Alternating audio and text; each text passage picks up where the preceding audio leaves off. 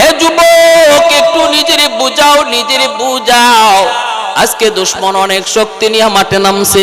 পারমাণবিক বোমা আমেরিকার হাতে, নেটোর হাতে পারমাণবিক বোমা, ইসরায়েলের কাছে অত্যাধুনিক অস্ত্র, দুনিয়ার দিক দিয়ে অনেক পাওয়ার নিয়ে ওরা মাঠে নামছে।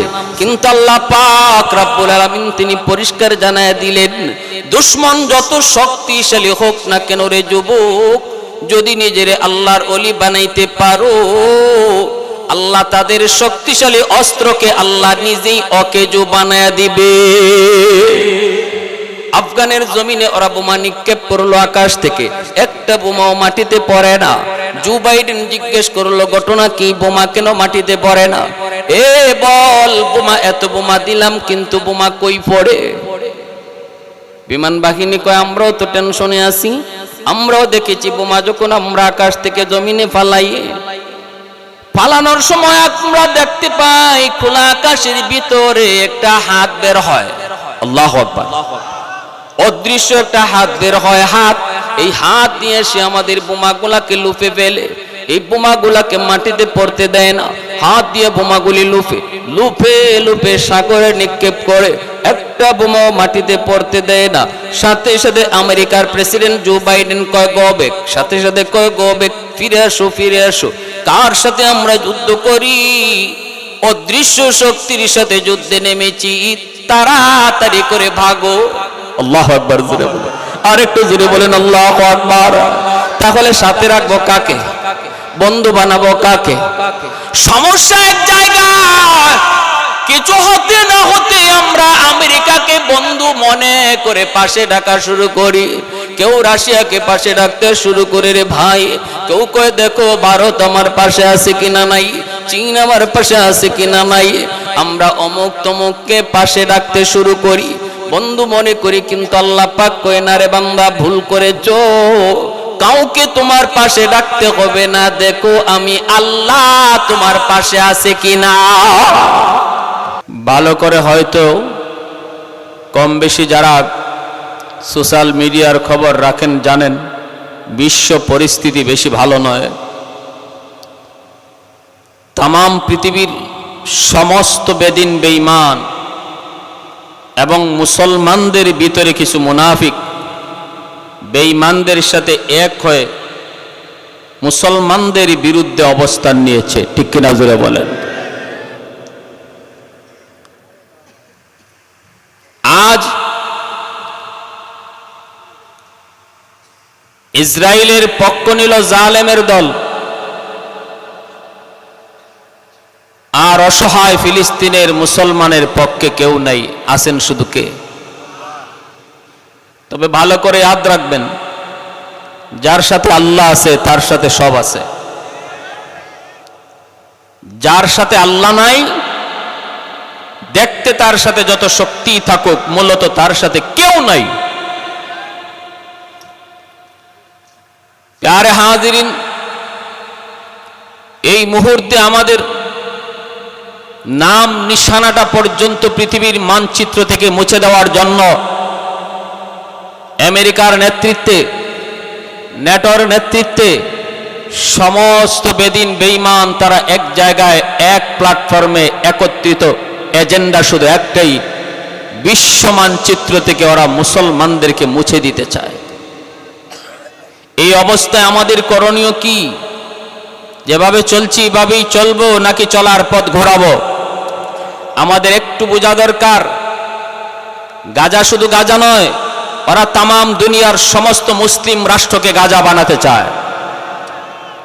আজ গাজা, কাল আমি আপনি, কেউ রেহাই পাবো না। যদি আমি মনে করি যে আমি নিরাপদ, আমি কেন গাজা নিয়ে কথা বলবো? আমি কেন ফিলিস্তিন নিয়ে কথা বলবো? আমি কেন আরাকান নিয়ে কথা বলবো? আমি কেন ভারতের মুসলমানদের নিয়ে কথা বলবো? আমি কেন কাশ্মীর নিয়ে কথা বলবো? তাহলে ওয়েট এন্ড সি, অল্প দিনের ভিতরে আপনার উপর হামলা হবে। অপেক্ষা করেন আর দেখতে থাকেন, সেদিন বেশি দূরে নয়। আরাকানের অবস্থা বাংলার জমিনও হবে, যদি এখনই আমরা সজাগ না হই। সময় মতো ইসলাম আমাদেরকে নরম হতে শিখায়, সময় মতো ইসলাম আমাদেরকে গরম হতে শিখায়। আমার নবী যেমন জায়গা মতো নরম ছিলেন, আমার নবীর সাহাবীরা জায়গা মতো যেমন নরম ছিলেন, আবার তারা জায়গা মতো গরম ছিলেন। এটা ইসলামের রুল। এটা আপনি মানেন আর না মানেন, আমাকে বলতেই হবে। আল্লাহ বলেছেন আশিদ্দাউ আলাল কুফফার রুহামাউ বাইনাহুম।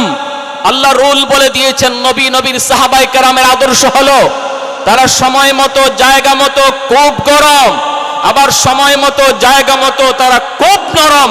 এটা ছিল আমার নবী আর নবীর সাহাবায়ে কেরামের আদর্শ, যে আদর্শের ভিত্তিতে তামাম বিশ্বজুড়ে ওরা শাসন করেছেন, যে আদর্শের ভিত্তিতে ওরা বিজয় ছিনিয়ে এনেছেন, যে আদর্শ থাকার কারণেই বেদিন বেঈমান মুসলমান নাম শুনলেই তাদের অন্তরাত্মা কেঁপে উঠত।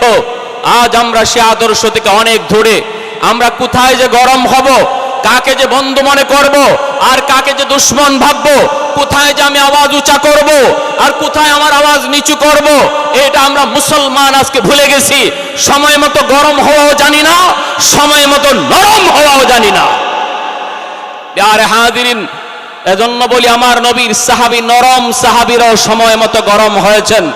রহমতের নবী, তিনি বলেন ইন্নামা বুইস্তু রাহমা ওয়া ইন্নামা বুইস্তু মালহামা। আমি নবী যেমন নরম, আমি নবী তেমন গরম। কিনা জোরে বলেন? ইসলামে শুধু খালি হাত জোর করা শিখায় না। ইসলাম বলে হাত জোর করো তোমার মুসলমান ভাইয়ের সামনে, হাত জোর করো তোমার মুসলমান ভাইয়ের সামনে, আওয়াজ নিচু করো তোমার মুসলমান ভাইয়ের সামনে, নরম হও তোমার মুসলমান ভাইয়ের সামনে। রুহামাউ বাইনাহুম, রুহামাউ বাইনাহুম। আল্লাহ বলে তোমরা পরস্পরে রহম হও, পরস্পরে দয়াশীল হও। মনে রাখবা, রক্তের বন্ধনের চেয়েও মুসলমানের ইমানের বন্ধন আল্লাহর কাছে বেশি গভীর। রক্তের ছেলেকে অস্বীকার করা যায় যদি ছেলে আল্লাহ না মানে, রসুল না মানে। রক্তের বাবাকে অস্বীকার করা যায় যদি আল্লাহ না মানে, রসুল না মানে। এজন্য আল্লাহ বলেছিলেন নূহ, যদিও কেনান তোমার রক্তের সন্তান, কিন্তু তার কলিজায় ঈমান নাই, অতএব একবার কেনানকে সন্তান বলেছ, দ্বিতীয়বার আর বলবা না। আমি আল্লাহ কেনানকে তোমার সন্তান বলি না। লাইসা মিন আহলিক, সে তোমার পরিবার নয়, সে তোমার পরিবার নয়, কারণ তার দিলের ভিতরে ঈমান নাই। আল্লাহ রুল বলে দিয়েছেন, মুসলমানের পরিবার হয় ঈমানের দ্বারা, মুসলমানের পরিবার রক্তের দ্বারা নয়, মুসলমানের পরিবার গোষ্ঠীর দ্বারা নয়, মুসলমানের পরিবার তৈরি হয় ঈমানের বন্ধনের দ্বারা। আজ পৃথিবীর কোন এক প্রান্তের কোন মুসলমান ভাই যদি নির্যাতিত নিপীড়িত হয়, ফিলিস্তিনের একজন মুসলমানেরও যদি রক্ত ঝরে, আমার নবীর হাদিসের ভাষায় মনে করতে হবে আমার নিজে রক্ত ঝরতেছে। ফিলিস্তিনের একজন শিশু যদি খুন হয়, মনে করতে হবে আমার শিশুরা খুন হয়েছে। যদি আমি আমার রসুলকে মানি, রসুল হাদিসকে বিশ্বাস করি, তাহলে একথা আমার ইয়াকিন করতে হবে আজ ইসরায়েলের কারাগারে ফিলিস্তিনের নারী বন্দী নয়, আমার মুসলিম বোনটা বন্দী হয়ে আছে। এই কথা যার অন্তরে জায়গা দিবে না, নবীর হাদিসের ভাষায় তার ঈমান থাকবে না। আওয়াজ দিয়া বলেন ঠিক কিনা? তাহলে গাজায় শুধু রক্ত ঝরছে না, আমাদের নিজের রক্ত ঝরছে, আমাদের নিজের রক্ত ঝরছে। প্যারে হাজিরিন, এজন্য বলি আমাদেরকে এখনই সজাগ হওয়ার টাইম। আল্লাহ রাসূল সাল্লাল্লাহু আলাইহি ওয়াসাল্লাম বলেন, আল মুসলিমুন কাজাসাদিন ওয়াহিদ ইন ইশতাকা আইনুহু ইশতাকা কুল্লুহু। পৃথিবীর সমস্ত মুসলমান একটা দেহ, কোথাও যদি একজনের রক্ত ঝরে, তুমি মনে করবা গোটা বিশ্ব মুসলমানের রক্ত ঝরছে। আজ যারা আওয়াজ দেওয়ার কথা, আজ যারা কাঁধে কাঁধ মিলিয়ে জিহাদে শরীক হওয়ার কথা, আজ যারা মজলুম ফিলিস্তিনের মুসলমানের পাশে দাঁড়ায় আওয়াজ উঁচু করার কথা, আমার আল্লাহর রুল তারা ভুলে গেছে।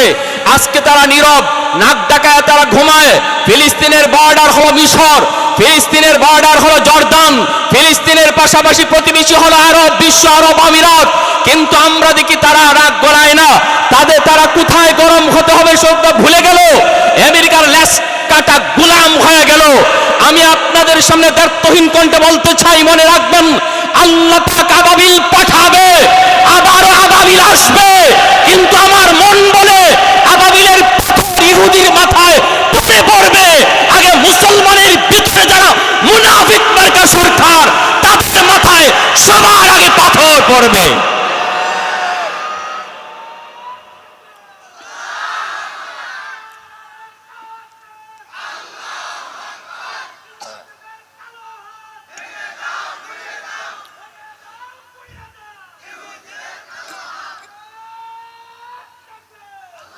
প্যারে হাজিরিন, করে শুনেন, আপনাদের সামনে বহু দূর থেকে এসেছি, সেই সিলেট থেকে, চাপাবাজি করার জন্য নয়, কিছু মেসেজ দেওয়ার জন্য।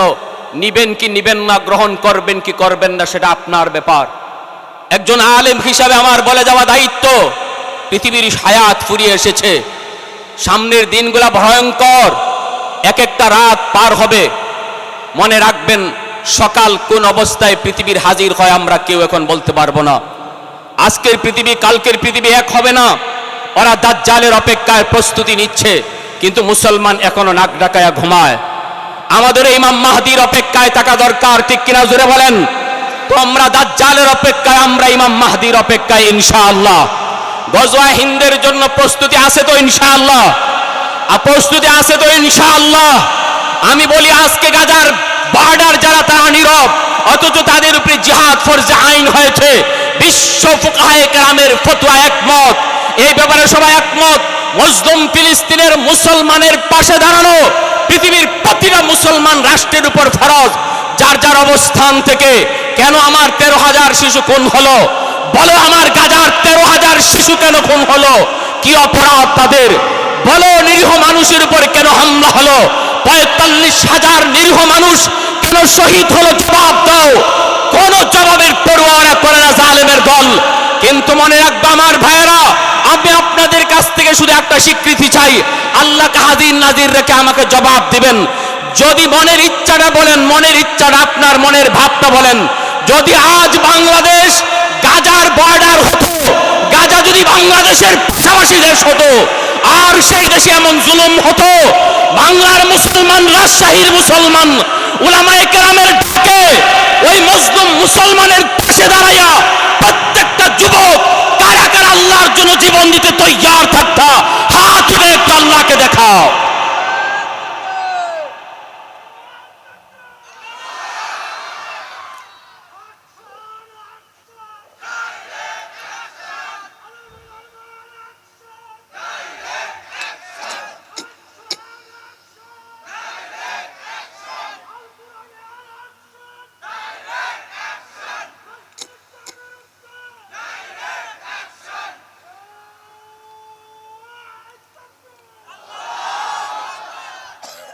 পশ্চিমাদের চোখ পড়েছে কাবাগরের প্রান্তরে, ব্রিটিশ দালাল দল বেঁধেছে ধ্বংস করতে চায় কারে। পশ্চিমাদের চোখ পড়েছে কাবাগরের প্রান্তরে, ব্রিটিশ দালাল দল বেঁধেছে ধ্বংস করতে চায় কারে। আল্লাহ পাকের ঘর, তোর সাহস থাকলে ধর। আল্লাহ পাকের ঘর, তোর সাহস থাকলে ধর। দো জাহানের মালিক যিনি, পবিত্র কাবার, ঠিক কিনা? ওই আরবের দিন বাঁচাতে সত্য ন্যায়ের মুক্তি চাই, মুহাম্মাদের বাহিনী আজ আসলে তোদের রক্ষা নাই।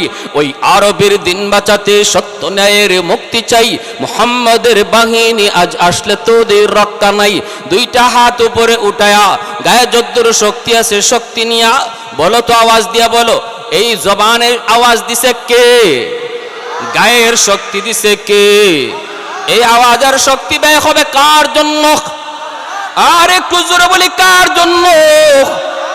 পশ্চিমাদের চোখ পড়েছে কাবাগরের প্রান্তরে, ব্রিটিশ দালাল দল বেঁধেছে ধ্বংস করতে চায় কারে। আল্লাহ পাকের ঘর, তোর সাহস থাকলে ধর। দো জাহানের মালিক যিনি, পবিত্র কাবা। ওই আরবের দিন বাঁচাতে সত্য ন্যায়ের মুক্তি চাই, মুহাম্মাদের বাহিনী আজ আসলে তোদের রক্ষা নাই। ও পশ্চিমাদের চোখ পড়েছে কাবাগরের প্রান্তরে, দুইটা হাত উঠে বলো, মুহাম্মাদুর রাসূলুল্লাহর বাহিনী আসেনি। হয় নাই, আরো জোরে আসেনি। একটু দাঁড়াও, জেগে ওঠো ওহে মুসলমান, আর কতদিন দিন ইসলামের সইবে অপমান।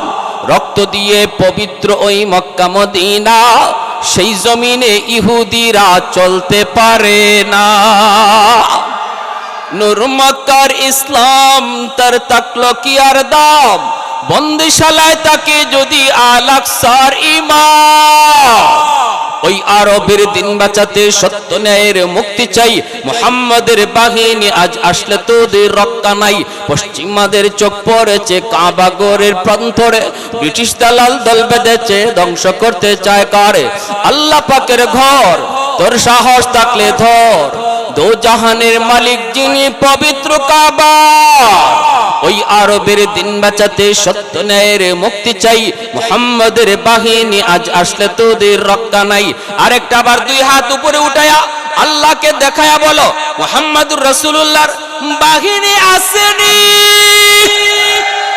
এ যুবক, ইমাম মাহদীর সৈনিক আসেনি। একটু জোরে আওয়াজ দিয়া বলো আল্লাহু আকবার। হয় না? আরো জোরে আল্লাহু আকবার, আরো জোরে আল্লাহু আকবার। আল্লাহু আকবার। আল্লাহ তুমি দ্বীনের জন্য আমাদেরকে কবুল করো। আল্লাহ আমরা বিছানায় মরণ চাই না, শাহাদতের মরণ দান করো। সবাই বলো আমিন, আরো জোরে বলো আমিন। আমার ভাইরা, বন্ধুরা, যুবক, আল্লাহ পাক রব্বুল আলামিন বলেন, আলা ইন্না আউলিয়া আল্লাহ লা খাউফুন আলাইহিম ওয়ালা হুম ইয়াহজানুন।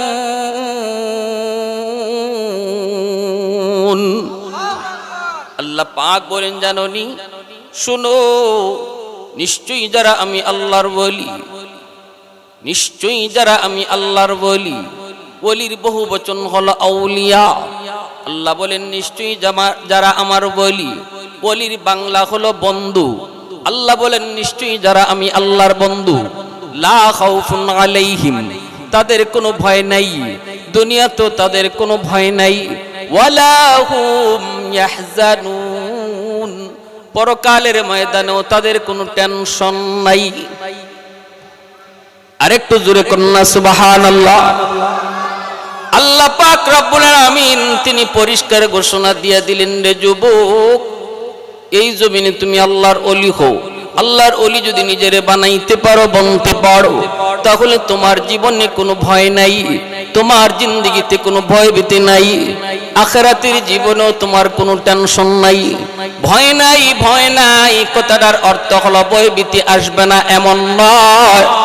ভয় ভীতি তোমার জিন্দেগিতে আসবে, দুশমনের হামলাও তোমার উপরে আসবে, মুনাফিকদের মুনাফিকি নেফাকও তোমার বিরুদ্ধে ষড়যন্ত্র করবে, অবশ্যই তোমার রোগ বালাইও আসবে, ছোট বড় বিপদও আসবে।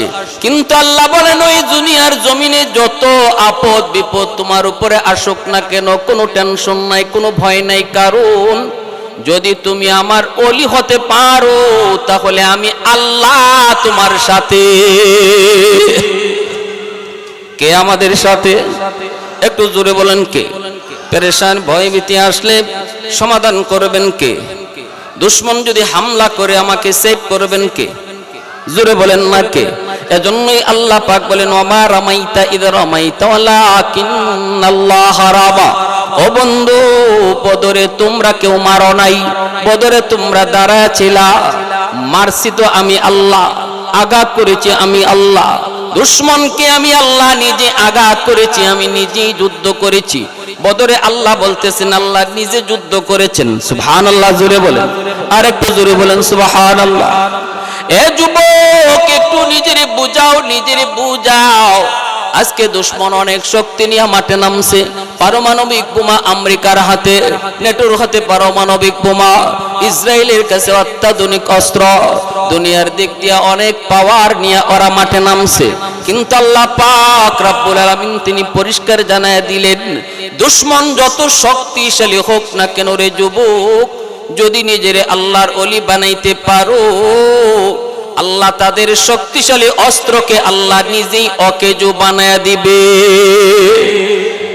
আফগানের জমিনে ওরা বোমা নিক্ষেপ করলো আকাশ থেকে, একটা বোমাও মাটিতে পড়ে না। জো বাইডেন জিজ্ঞেস করলো, ঘটনা কি, বোমা কেন মাটিতে পড়ে না? এ বল, বোমা এত বোমা দিলাম কিন্তু বোমা কই পড়ে? বিমান বাহিনী কয়, আমরাও তো টেনশনে আছি, আমরাও দেখেছি বোমা যখন আমরা আকাশ থেকে জমিনে ফালাই, ফালানোর সময় আমরা দেখতে পাই খোলা আকাশের ভিতরে একটা হাত বের হয়। আল্লাহু আকবার। অদৃশ্য একটা হাত বের হয়, হাত, এই হাত দিয়ে সে আমাদের বোমাগুলাকে লুপে ফেলে। এই বোমাগুলাকে মাটিতে পড়তে দেয় না, হাত দিয়ে বোমাগুলি লুফে লুফে লুফে সাগরে নিক্ষেপ করে, একটা বোমাও মাটিতে পড়তে দেয় না। সাথে সাথে আমেরিকার প্রেসিডেন্ট জো বাইডেন কয় গো ব্যাক, সাথে সাথে কয় গো ব্যাক, ফিরে আসো ফিরে আসো। কার সাথে আমরা যুদ্ধ করি? অদৃশ্য শক্তির সাথে যুদ্ধে নেমেছি, তাড়াতাড়ি করে ভাগো। আল্লাহু আকবার, জোরে বলেন, আর একটু জোরে বলেন আল্লাহু আকবার। তাহলে সাথে রাখবো কাকে? বন্ধু বানাবো কাকে? সমস্যা এক জায়গায়, কিছু হতে না হতে আমরা আমেরিকাকে বন্ধু মনে করে পাশে ডাকা শুরু করি। কেউ রাশিয়াকে পাশে ডাকতে শুরু করে রে ভাই। কেউ কয় দেখো ভারত আমার পাশে আছে কিনা নাই, চীন আমার পাশে আছে কিনা নাই। আমরা অমুক তমুককে পাশে ডাকতে শুরু করি, বন্ধু মনে করি। কিন্তু আল্লাহ পাক কয় না রে বান্দা, ভুল করেছো। কাউকে তোমার পাশে ডাকতে হবে না, দেখো আমি আল্লাহ তোমার পাশে আছে কিনা, আমাকে পাশে রাখছো কিনা। শুধু একবারই চিন্তাটা করো, যদি আমাকে সাথে রাখো, কেউ সাথে না থাকুক, আমি আল্লাহ একাই যথেষ্ট। এই ইয়াকিন কার কার আছে? একটু হাত তুলে আল্লাহকে দেখান।